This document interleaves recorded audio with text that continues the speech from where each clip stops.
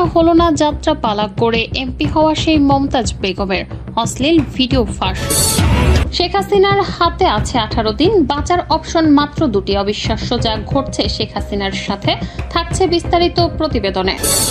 নায়িকা জাহারা মিতুর স্পর্শ ছাড়া ঘুমাতেন না ওবায়দুল কাদের। এবার চিত্রনায়িকা মিতুর সাথে আওয়ামী লীগের সাধারণ সম্পাদক ও সেতুমন্ত্রী ওবায়দুল কাদেরের অবৈধ কুকর্ম ফাঁস।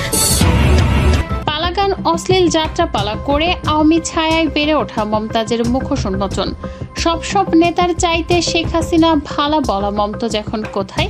শেখ হাসিনা পদত্যাগ করে দেশ ছেড়ে ভারতে চলে যাওয়ার পর থেকেই মমতাজের কোনো হদিশ নেই। নিজ নামে তৈরি হাসপাতালে ভাঙচুরের ঘটনায় ক্ষোভ প্রকাশ করে সর্বশেষ গত 4 আগস্ট তার ফেসবুকে একটি পোস্ট দিতে দেখা যায়।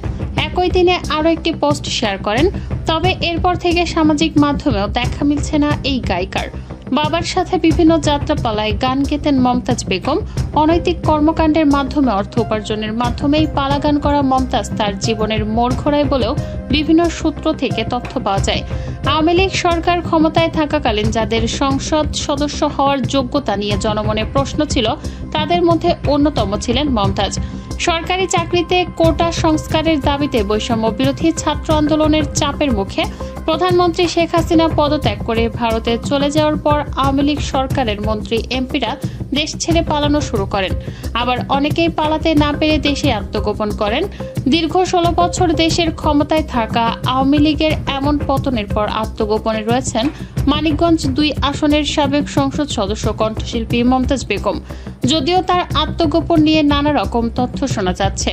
কেউ বলছে তিনি দেশ ছেড়ে পালিয়েছেন, আবার কারো মতে মমতাজ মানিকগঞ্জে নেই, তবে ঢাকায় নিজ বাড়িতে অবস্থান করছেন। আওয়ামী লীগ সরকারের পতনের পর মানিকগঞ্জ জেলা আওয়ামী লীগের কার্যালয় সহ সরকারি বিভিন্ন অফিস, দলের নেতাকর্মীদের বাড়িঘর ভাঙচুর করা হয়।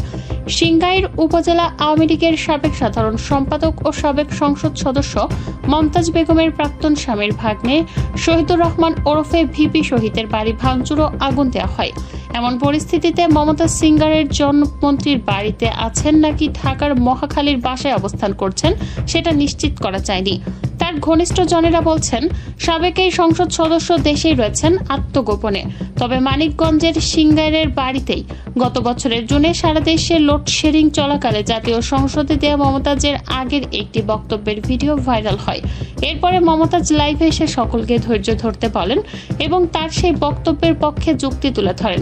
এ সময় মমতাজ বলেন, ফেসবুকে ঢুকে দেখি হঠাৎ একজন বলছেন মমতাজের বাড়ি ঘেরাও করা হয়েছে, কেন বিদ্যুৎ পাওয়া যাচ্ছে না সেজন্য ঘেরাও করেছে।